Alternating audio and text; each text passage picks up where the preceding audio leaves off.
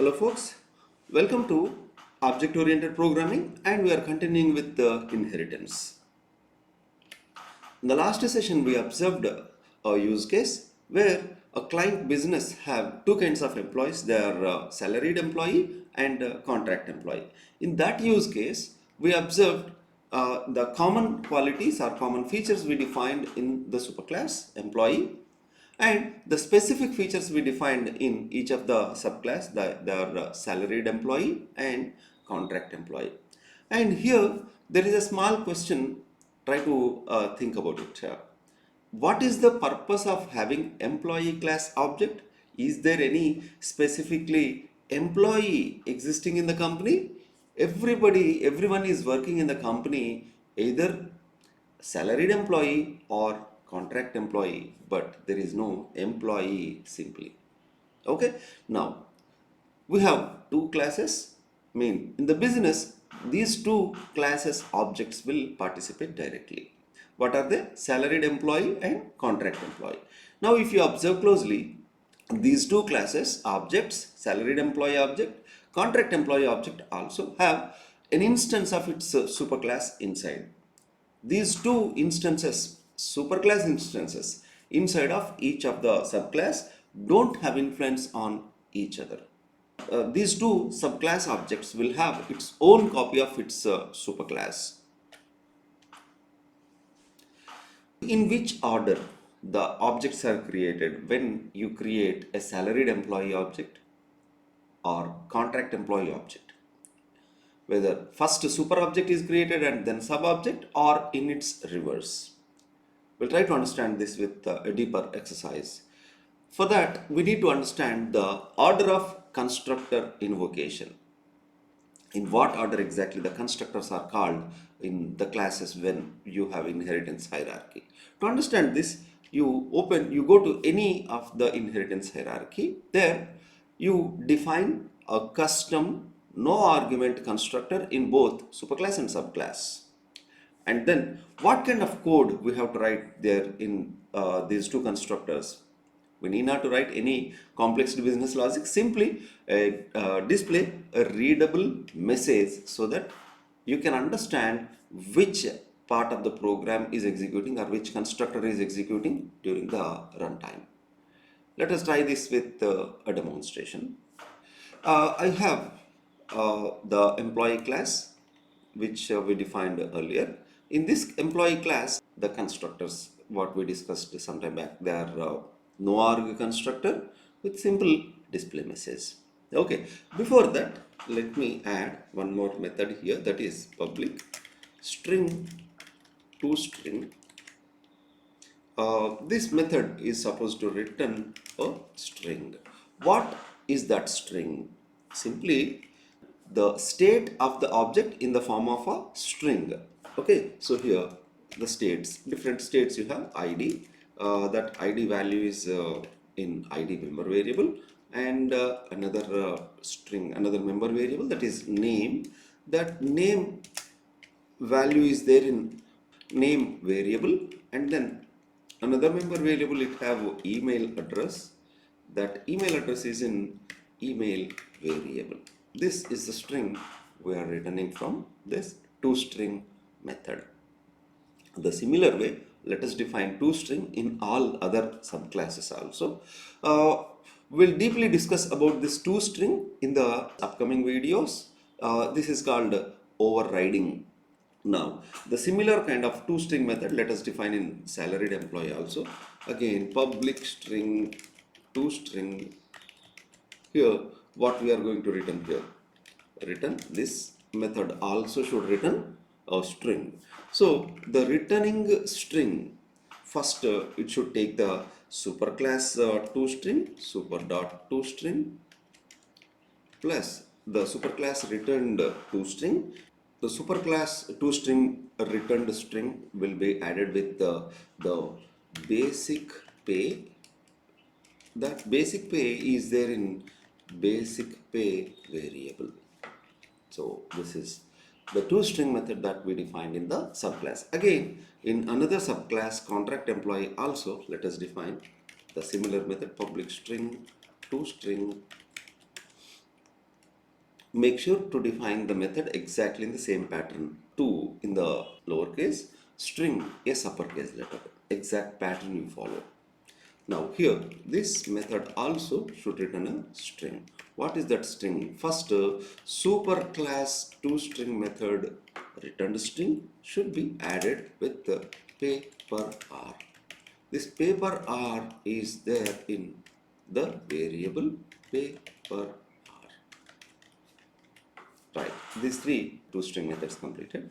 The purpose of these toString methods is, we'll see once we executed the application. Now, the actual activity, that is defining constructors in each of the classes. No arg constructor, public, employee.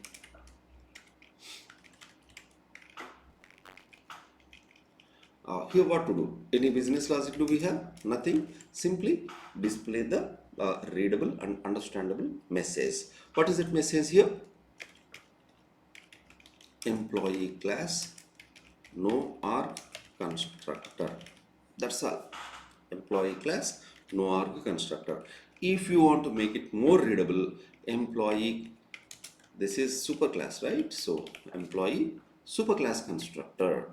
Nice. Next, the salaried employee. Here again you define a constructor, salaried employee. Sys out. What to display? Salaried employee. This is what is this class? Subclass, right? Subclass, no arg constructor. Exactly the similar way, contract employee.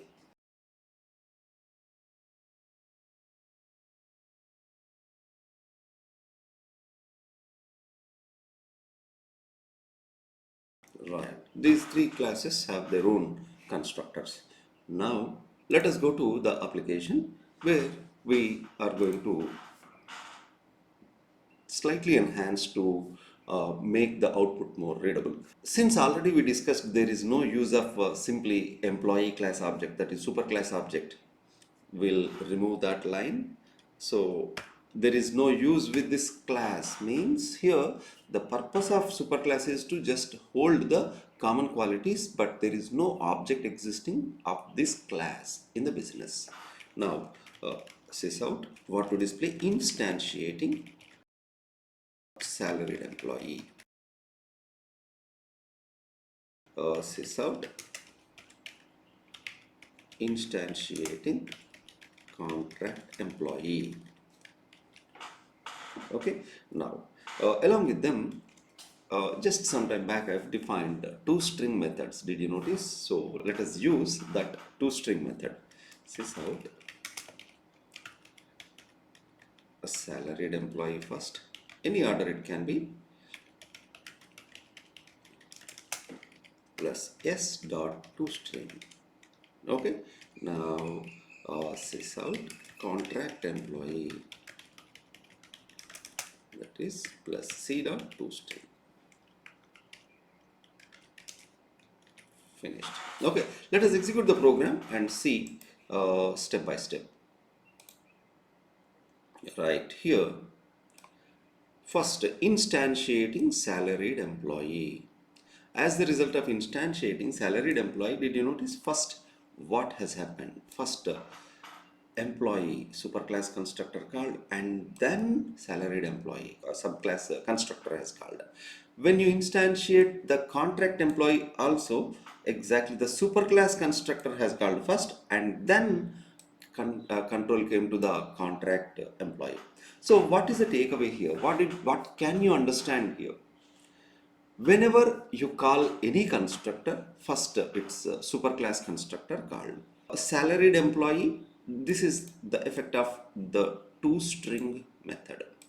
The toString method returned the object data in the form of a string that we are displaying using sysout. Order of the constructor invocation. In which order the constructors are called? Suppose I have a construct inheritance hierarchy, superclass is A, subclass is B. In that case, both super and subclasses have constructors. Now, When I instantiate class B, what will happen? What happened? Inside of class B object, there is an object of A. But which object is created first? See, always the superclass constructor called first and then the subclass constructor. That we understood with our employee use case. And again, another question. Which constructor is called? Means, suppose I have multiple constructors in the superclass. For example, this is my inheritance hierarchy, class A and B.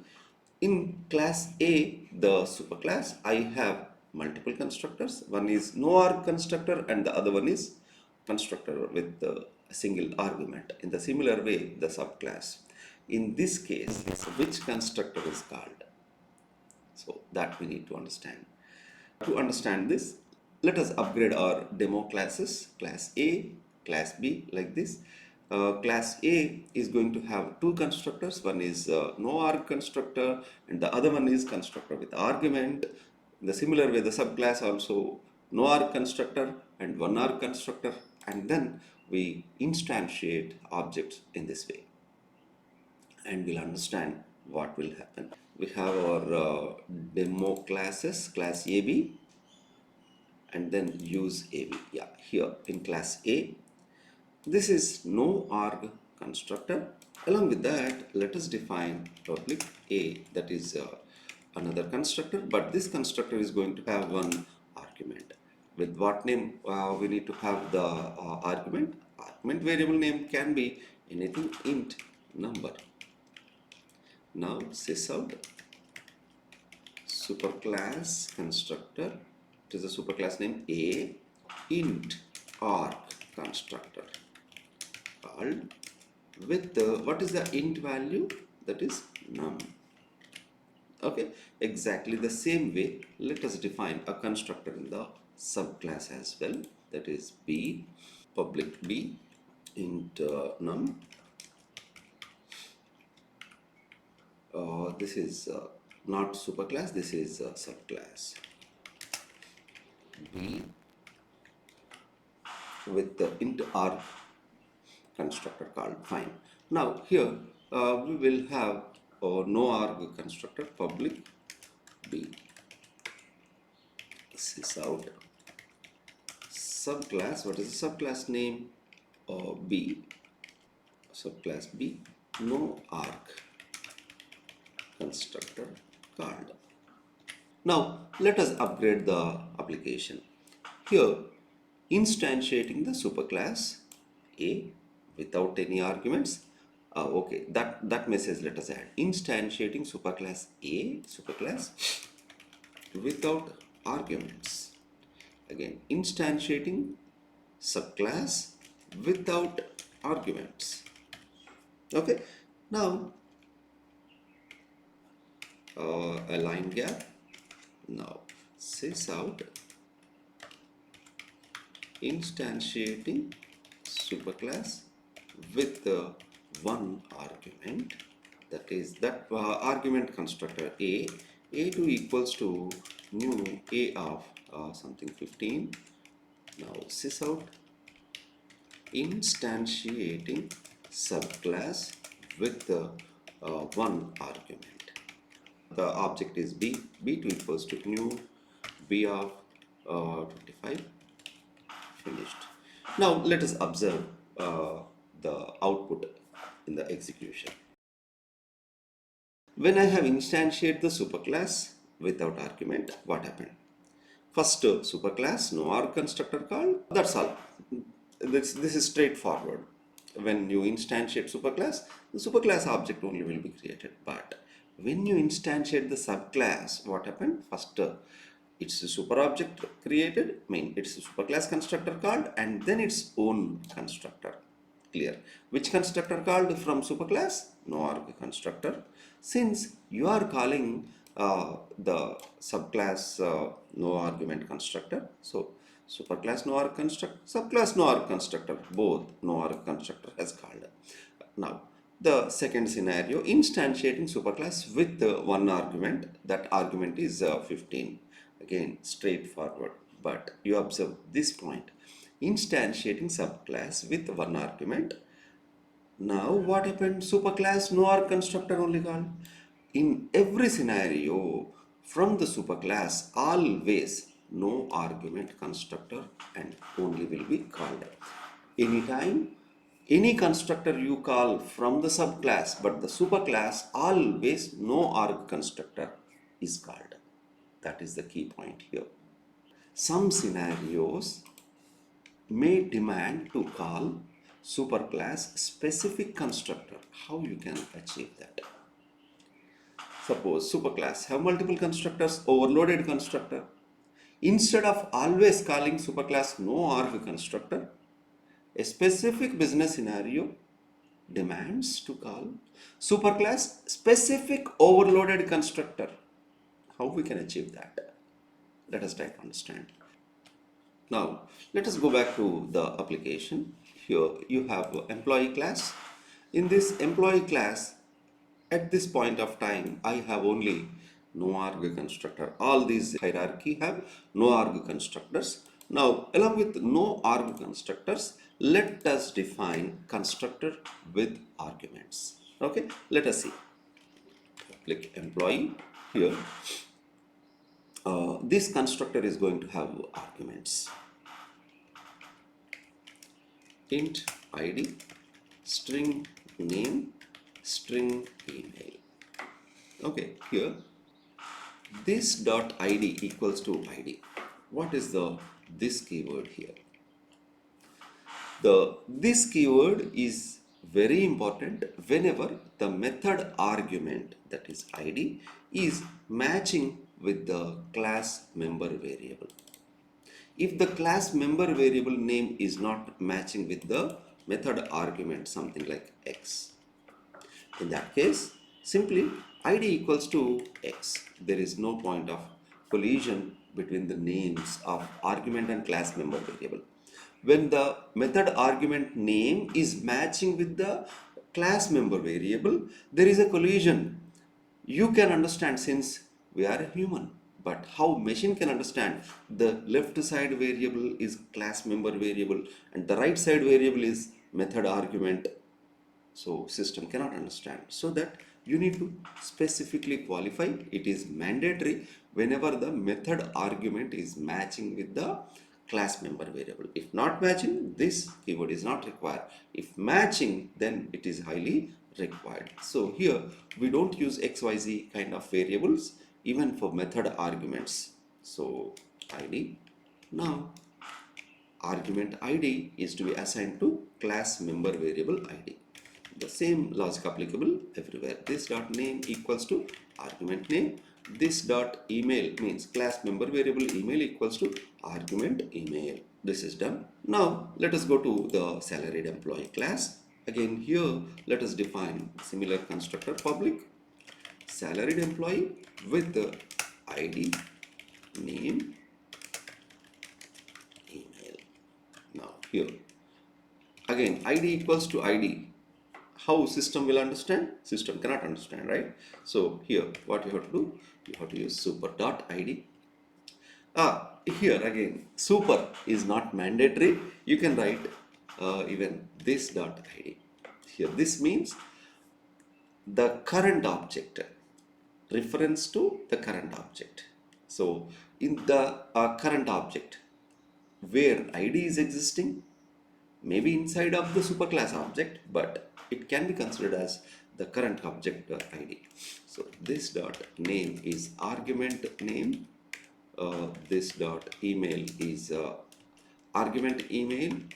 This dot this is salaried employee, right? So basic pay equals to argument basic pay. So in this method, this constructor don't have a basic pay argument, double basic pay. Okay, now exactly the similar way, let us upgrade the contract employee also with 4 parameter constructor. Int id, string name, string email, and double pay per hour.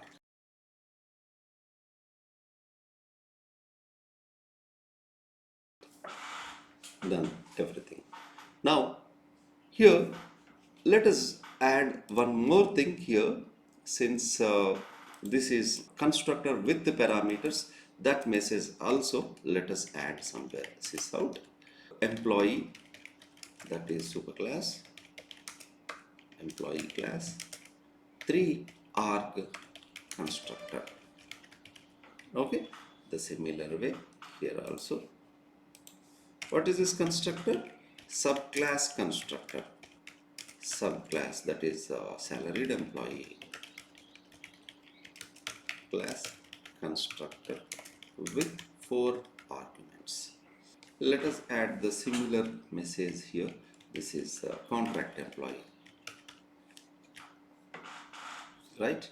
Now in the application, so far here we have created only objects without any default values, means constructor parameters. Okay, let us pass constructor parameters. Now salaried employee is going to have 4 parameters. They are first ID, name, email, etc. variables. If you asked Eclipse with suggestion, it will give you the constructor suggestion here. You can call either no parameter constructor or constructor with 4 parameters. What are the? ID, name, email, and then basic pay. See here, ID, name, email, basic pay. ID 101, name is John, email is john@aol.com, and then basic pay is 15,450. Instantiating contract employee. Again, this contract employee also, instead of manually typing the code, let us ask Eclipse to generate code. So again, here the contract employee constructor have 4 parameters. They are ID, name,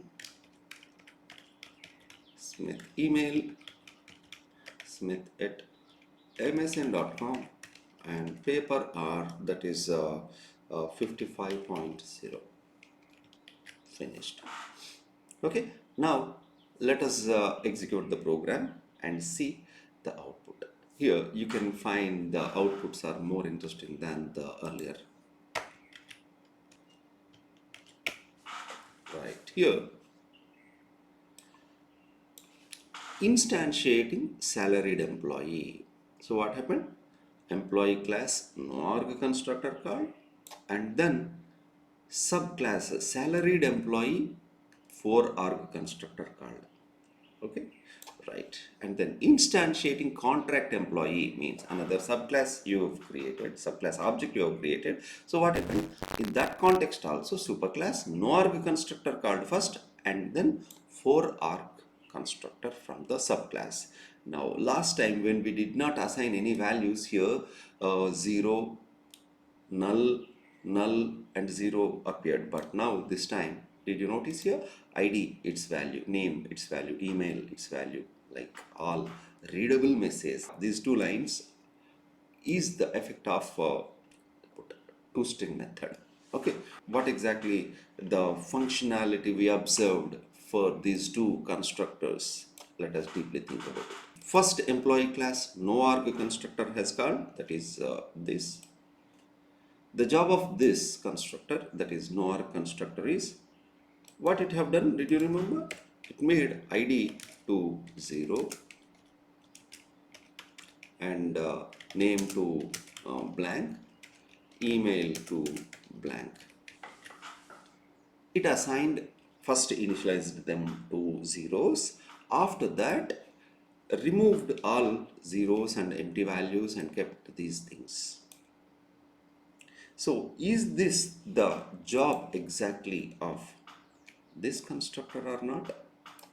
Means here first assigning zeros means calling no arg constructor and performing the job of this constructor, parameter constructor, means it is executing the task 2 times unnecessarily.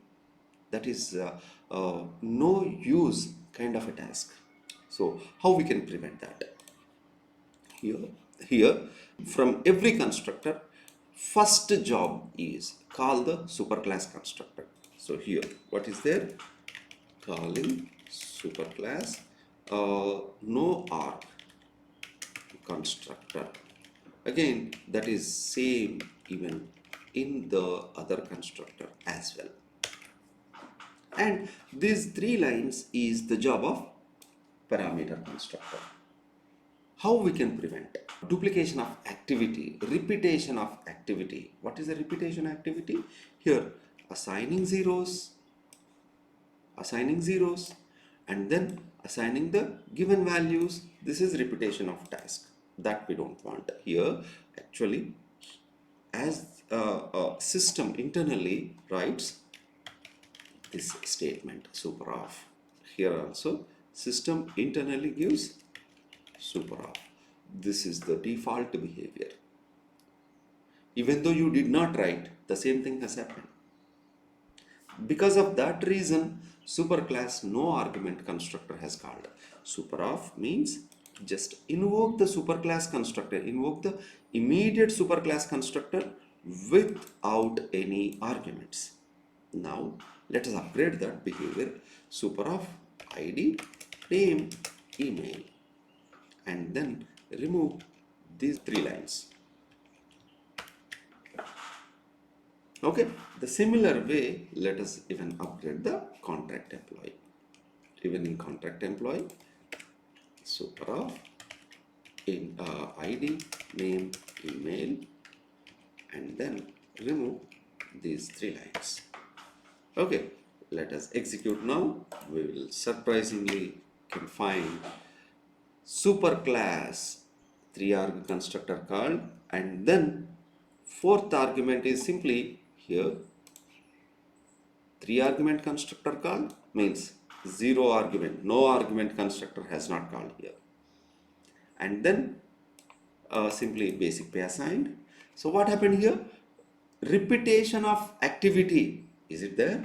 First calling no arg constructor with the zeros, and then replace the zeros with the id name and email values whatever I have given. No, simply called the superclass parameter constructor. So duplication or repetition of task is not there anymore. So here this is the way you can customize what constructor you want to execute from the superclass.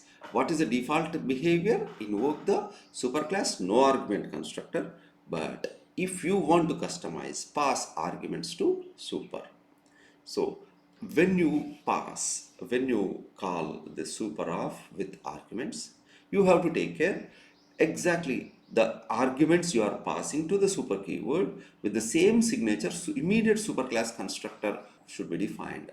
Means here, in order to execute this statement successfully, what you want to have in the immediate superclass, there should be a constructor with int, string and string. Is it there or not? Yes, int, string and string, it is there, so it will execute. So this is the way you can customize the behavior of constructors with which constructor should be called from the superclass. Specific constructor you can make to invoke. Thank you for watching. We'll continue in another video.